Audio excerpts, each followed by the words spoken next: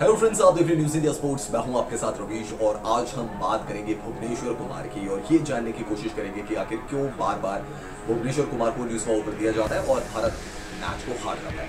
तो इसके बारे में हम डिटेल से बात करेंगे, लेकिन आपने अगर अभी तक हमारे चैनल को सब्सक्राइब नहीं किया तो चैनल को सब्सक्राइब करिए, बेल आइकन को दबाना ना भूलिए ताकि सबसे पहले नोटिफिकेशन दोस्तों आप तक पहुंचे। तो दोस्तों, जैसा कि आप जानते हैं कि इंडिया और ऑस्ट्रेलिया के बीच 3 मैचों की टी20 सीरीज का पहला मुकाबला खेला गया मोहाली में और इस मुकाबले में हार्दिक पांड्या की सुपर पारी के दम पर भारत ने 200 से ज्यादा रन बनाए। 208 रन भारत ने बनाए। सूर्य कुमार यादव की परफॉर्मेंस भी बहुत अच्छी रही और केएल राहुल भी बहुत अच्छी फॉर्म में नजर आए और इस स्कोर के बाद ये लग रहा था दोस्तों कि भारत इस मुकाबले को जीत जाएगा, ऑस्ट्रेलिया को भारत इस मुकाबले में फटके नहीं देगा और 1-0 की लीड दे देगा 3 मैचों की सीरीज में।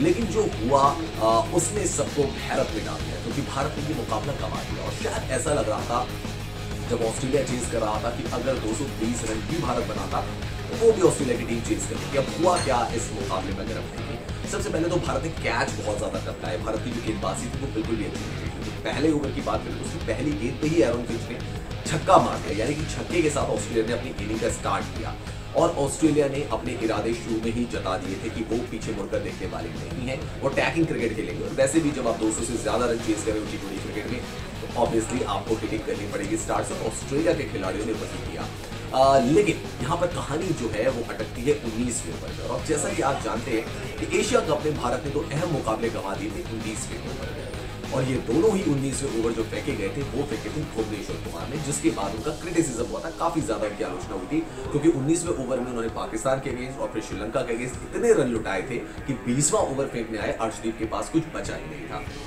वो अलग बात है कि 20वें ओवर में अर्शदीप सिंह ने पूरी कोशिश की थी, लेकिन तब तक भारत के हाथ से मैच निकल चुका था। अर्शदीप चाहकर भी कुछ खास नहीं कर पाए, जितनी उनसे एफर्ट थे उन्होंने पूरी कोशिश की, लेकिन वो भारत को मैच नहीं जिता पाए थे।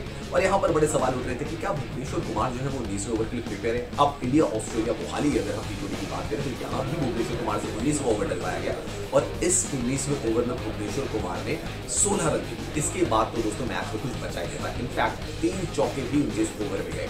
तो यानी कि भुवनेश्वर कुमार की जो गेंदबाजी है वो हाल फिलहाल में 10 ओवर्स में किसी काम की नहीं आ रही है। इरफान पठान जो कि भारत के पूर्व तेज गेंदबाज है, उनका कहना है कि अगर आपको भुवनेश्वर कुमार से गेंदबाजी करानी है तो भुवनेश्वर कुमार से शुरुआत में 3 ओवर करवाइए और जो 1 ओवर उनका बच जाता है उसी को डेथ ओवर के लिए बचा के रखिए, ना कि 2 ओवरों को, क्योंकि इससे टीम इंडिया को नुकसान हो रहा है।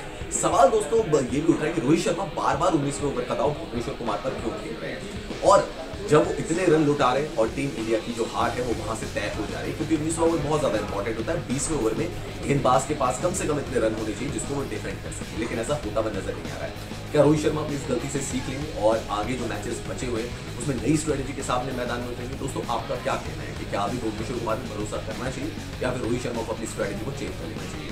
कमेंट सेक्शन पर जाए, कमेंट जरूर करें।